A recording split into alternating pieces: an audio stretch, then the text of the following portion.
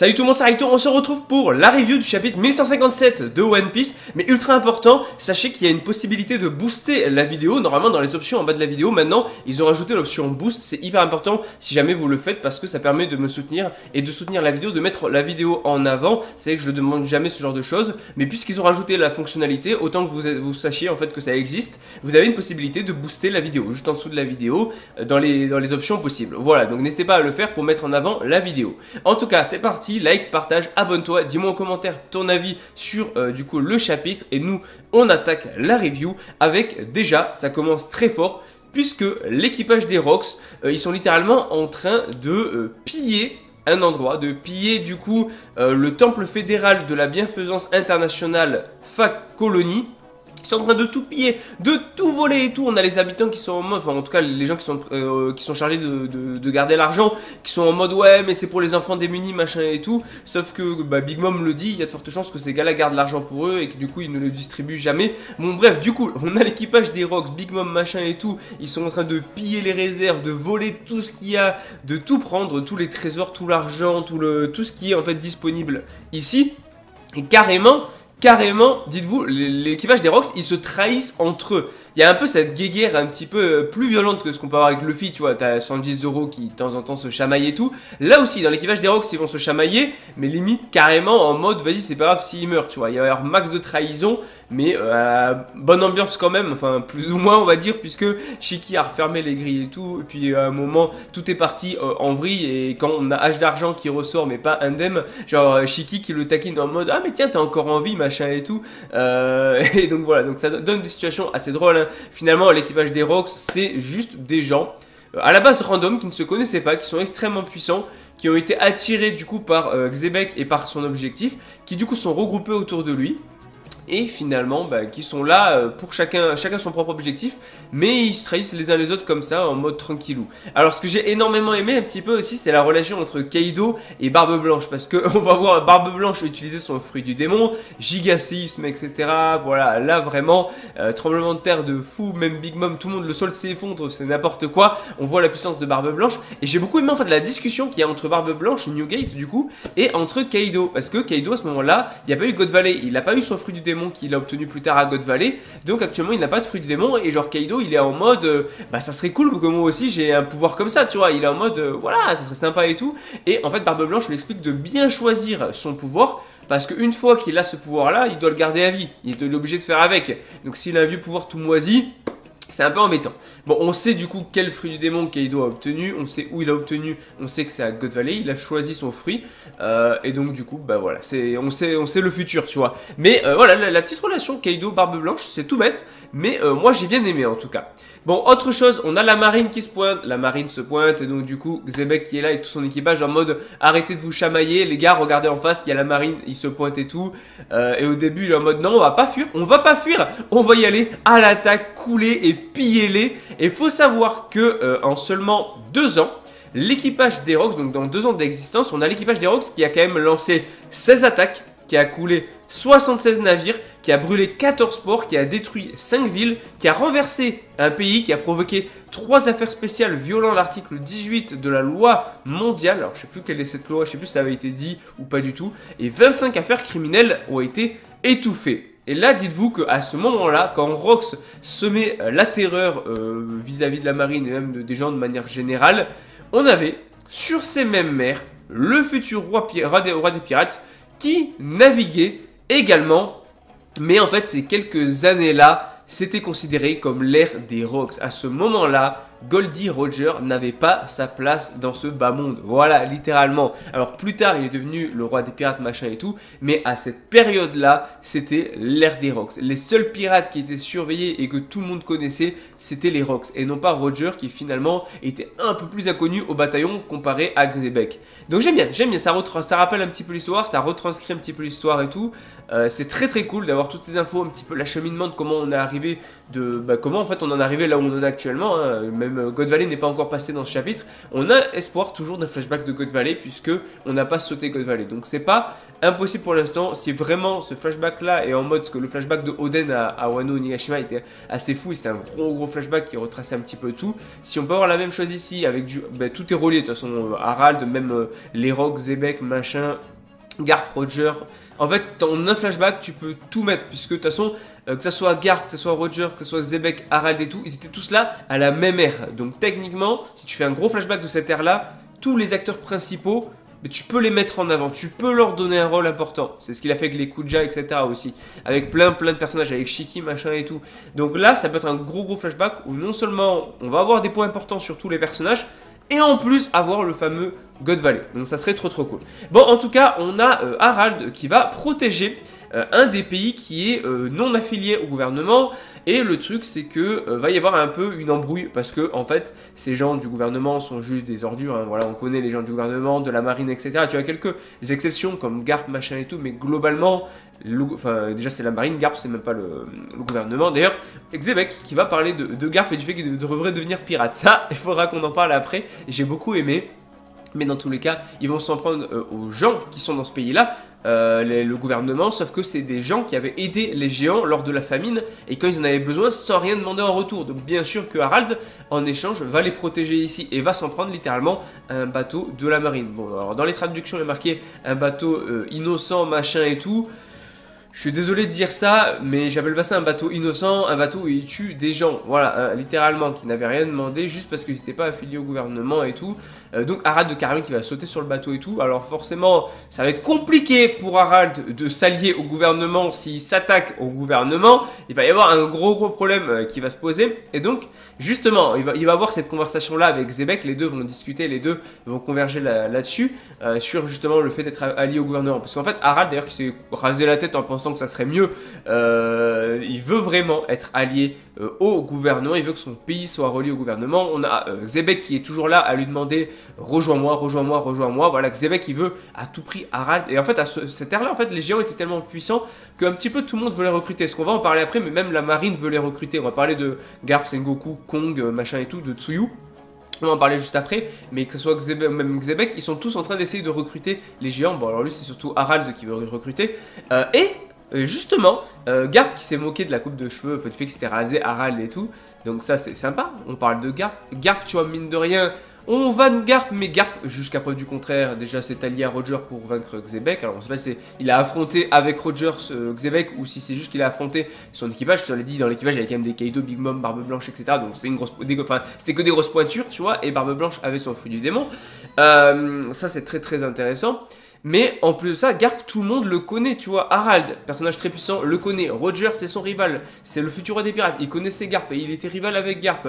Même Xebec connaît Garp. Alors que Xebec, c'est l'ultime personnage de cette ère-là. Enfin, tout le monde connaît Garp, tu vois. Le nom de Garp est connu de partout. Et ce n'est même pas encore le héros de la marine. Parce que bien sûr, plus tard, son nom va retentir dans le monde entier comme héros de la marine. Ok. Mais dites-vous, à ce moment-là, tous les personnages puissants, Roger, Xebec, Harald, les trois plus puissants à ce moment-là et les plus connus en fait, qu'on veut nous mettre le plus en avant là dans ce flashback, ils connaissaient absolument tous Garp. Voilà, le mec était connu de partout. En tout cas, justement, Xebec qui explique que Garp n'est pas trop d'accord avec ses supérieurs. On le sait, Garp, il est dans la marine, mais il adhère pas forcément à tout ce que fait la marine, bien évidemment. Et c'est pour ça que Xebec il dit qu'il devrait peut-être devenir un pirate pour avoir plus de liberté. C'est un petit peu ce qu'a fait Aokiji. On en reparlera d'ailleurs, parce que de toute façon Aokiji n'est plus. Enfin, bon après, je pense qu'il y aura d'autres raisons au fait qu'il a rejoint Barbe Noire, machin et tout. Je sais pas si ça peut avoir un lien avec Xebec, je pense pas, mais bon, on verra bien.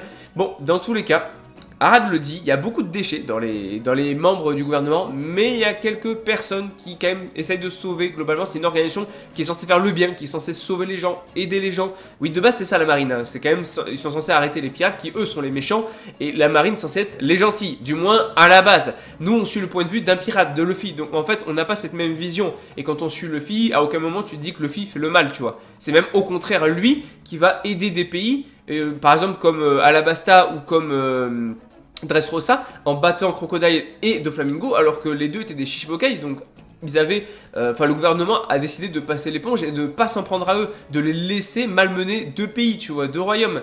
Et il n'y a que Luffy qui est intervenu pour les sauver. Donc c'est intéressant de voir cette confrontation qu'il peut y avoir. Il y a Fujitora, je sais que j'ai pas cité, mais il y a Garp, mais il y a Fujitora aussi qui dans la marine est un bon, voilà. Et donc, bon, c'est marrant, on voit que Loki observe la conversation en cachette, enfin, il écoute en cachette plus ou moins, et en plus de ça, il va demander Xebec à Ida de faire changer d'avis à Harald, sauf que ça ne va pas se passer vraiment comme ça.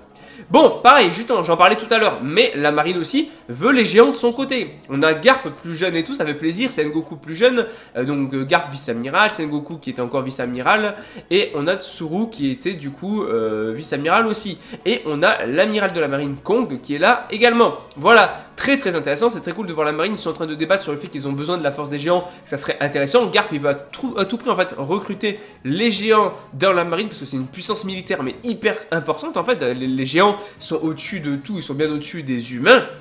Il y a quelques humains qui font exception, Roger, Xebec, etc. On l'a vu, il y a eu un petit face-à-face entre Xebec et Harald et ça s'est pas partagé en mode one-shot de Xebec par Harald alors que c'est un géant. Non, non. Donc, il y a quelques humains qui peuvent rivaliser, mais dans 99,9% des cas, les géants sont plus forts que les humains. Donc, ils veulent faire de Elbaf un pays affilié. Sinon, on retourne du coup il y a 42 ans sur l'île de la Ruche. Ils apprennent les pirates random qui sont sur l'île de la Ruche, parce qu'en fait, t'as l'équipage de Xebec qui est au centre de l'île de la Ruche, dans une sorte de crâne, et tu as les randoms qui sont autour, les pirates qui sont autour, c'est vraiment une île de pirates, hein. Littéralement c'est la piraterie à l'état pur, et ils apprennent quoi? Que, bon déjà Gloriosa qui est là, et ils apprennent que Shakuyaku a quitté l'équipage, a arrêté son rôle de capitaine des Kuja et elle s'est barrée. Donc ils sont un petit peu tous en panique en mode ouais mais moi j'étais parti sur les mers pour la retrouver machin et tout. Imagine ton objectif, tu pars sur les mers juste pour voir Shakuyaku. Ok pourquoi pas mais bon j'allais dire chacun son objectif. Et voilà, on a Gloriosa qui va parler d'une malédiction, de cette fameuse malédiction, elle souffre de 7 malédictions, elle dit, très intéressant, hâte de voir, mais elle dit c'est à cause de Roger, je ne lui pardonnerai jamais. Sachant que, justement, pourtant, Gloriosa est amoureuse de Roger, et Roger, lui, aime Shakuyaku. Donc, c'est très intéressant, je trouve, de voir ça. Bon, là, au final, de voir qu'elle est prête à ne pas pardonner à Roger, malgré le fait qu'elle aime Roger. Donc, à voir, la malédiction, à quoi elle est vraiment due. Y a la théorie de la maladie qui serait liée à l'œuf sur le bateau de Roger, par rapport au fait qu'effectivement ils tombent tous malades à cause de l'œuf machin, comme Roger est tombé malade, truc machin, enfin, il y a des gens qui partent très très loin dans les théories, je dis pourquoi pas, hein, c'est le but d'une théorie de partir loin. Mais bon, dans tous les cas, bah, en fait, Shaki arrive sur l'île de la Ruche. En fait, elle a bien quitté son rôle de capitaine et tout, mais elle arrive sur l'île de la Ruche, donc tous les hommes sont aux abois, ça y est, elle est là, magnifique, Shaki sur l'île de la Ruche et tout, elle va ouvrir un bar. Ben voilà, elle va ouvrir un bar. Littéralement, elle arrive sur l'île de la Ruche. Elle en a marre de fuir un petit peu la marine, le gouvernement, tout ça, parce que bien sûr qu'ils vont là toujours là pour chasser. Donc elle s'est dit, vas-y, ici je suis tranquille, je vais ouvrir un bar à l'île de la Ruche. Voilà. Et t'as Xebec et tout qui se pointe avec Barbe Blanche, je crois que t'avais Shiki et tout qui sont en mode, c'est quoi ça, qu'est-ce qui se passe et tout, pourquoi vous vous excitez comme ça? Et là, ils rentrent dans le bar. Et Xebec, Barbe Blanche, je crois qu'il y a Shiki, je sais plus qui y a exactement, il y a au moins ces trois là, un cœur. Cœur dans les yeux, le cœur carrément qui sort de la poitrine en mode cartoon, etc. En mode quel ange, ça y est, Barbe Blanche, Xebec, Shiki, machin, tous sous le charme de Shaki. C'est une dinguerie. Alors, on va en parler aussi d'autres choses. D'ailleurs, c'est marrant parce qu'il y a un petit truc en mode Stussy qui est en mode ouais, bien sûr que tu es amoureux de moi. Et Barbe Blanche qui fait non, je suis pas amoureux de toi et tout. Donc, il y a ce petit truc, Stussy, Barbe Blanche, où bah, Stussy, elle est amoureuse de Barbe Blanche ne l'est pas pour l'instant, mais théoriquement, on a vu Stussy. Je parle pas de la Stussy, le clone hein, qui était jeune avec Ed, je parle de la vieille Stussy. Qui avait eu un fils, Weeble, voilà, qui avait été capturé, soi-disant passant, par la marine. Donc ça serait intéressant de revenir là-dessus. Mais bon, a priori, les deux ont bien fini ensemble. Voilà, puisqu'ils n'ont pas eu Shaki, puisque, bah non, Shaki, c'était Riley qui l'a eu. Voilà. Eh ouais.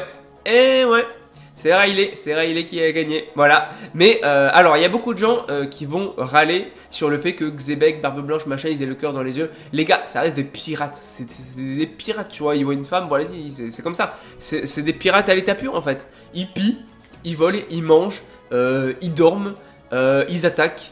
Et dès qu'ils voient une femme, ils sont à fond dessus. Voilà, c'est des pirates. C'est des pirates. Voilà, qu'est-ce que tu veux que je te dise de plus? Ça n'a rien de choquant. Les gens qui trouvent que ça décrédibilisant, moi je ne suis pas forcément de cet avis. Ça n'enlève rien au charisme ou à la puissance de Xebec ou de Barbe Blanche ou de n'importe qui. C'est pas parce qu'il est amoureux qu'il perd en charisme. Je veux dire, depuis quand l'amour te fait perdre en charisme? Je ne vois pas le délire. Mais, ok, bon, soit dit en passant, ce message est passé. Mais surtout, attention, faut savoir que justement, c'est un endroit, le bar finalement, dont on parle dans les contes de l'île des pirates. Et surtout, elle deviendra par la suite un trésor. Et un trésor qu'ils vont devoir protéger. Le trésor de l'île de la Ruche. Alors, est-ce que le fameux trésor de l'île de la Ruche est en réalité Shaki? Et dites-moi pas que à God Valley, ils se sont battus pour Shaki. Quelqu'un a kidnappé Shaki et Xebec, Roger, machin, etc. Garp, ils sont tous allés là-bas pour aller récupérer Shaki ou sauver Shaki ou je ne sais quoi. Imaginez la dinguerie, non? Parce que là, actuellement, elle est devenue le trésor de l'île de la Ruche. Dis-toi, Shaki, elle est là. Et en garde du corps, elle a Barbe Blanche, elle a Shiki, elle a Xebec. Alors on n'a pas trop vu de réaction je crois par rapport à Kaido et aux autres, mais peut-être même qu'ils sont dans le même délire. Hein. Dites-vous bah, logiquement Big Mom va aider Xebec, donc elle sera de son côté aussi. Elle aura Big Mom en garde du corps, ceci aussi. Là, Shiki, elle est protégée. Mais si elle a vraiment été kidnappée et que ça a mené à God Valley, qui était assez puissant, soit il y a un traître dans l'équipage des Rocks, qui a kidnappé Shiki, qui l'a livré au gouvernement et qui a mené à God Valley. Soit c'est quelqu'un de très puissant qui est quand même allé là à God Valley pour aller voler Shaki alors qu'il y a tous ces gens autour et finalement a réussi à s'en sortir. Ah, on verra.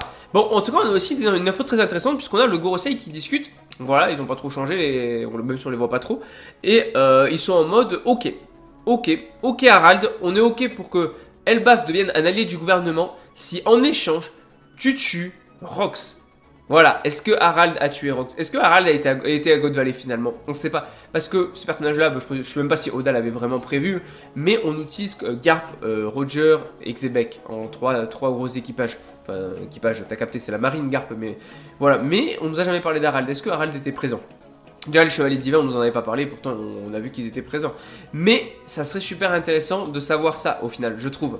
De voir si Harald était présent. Je vois pas, en fait, Harald tuer son ami Xebec, tu vois. Enfin, même s'il veut être à tout prix allié au gouvernement, je ne vois plus chercher une autre solution, je ne le vois pas tuer Xebec. Alors, à voir, peut-être, je me trompe, peut-être qu'il l'a quand même fait, mais bon, dans tous les cas, Elbaf actuellement, au jour d'aujourd'hui, n'est pas allié au gouvernement. Donc, j'en déduis que si Elbaf n'est pas allié au gouvernement aujourd'hui, c'est qu'il n'a probablement pas été et donc qu'il n'a pas tué Rox. Donc, comment ça s'est passé?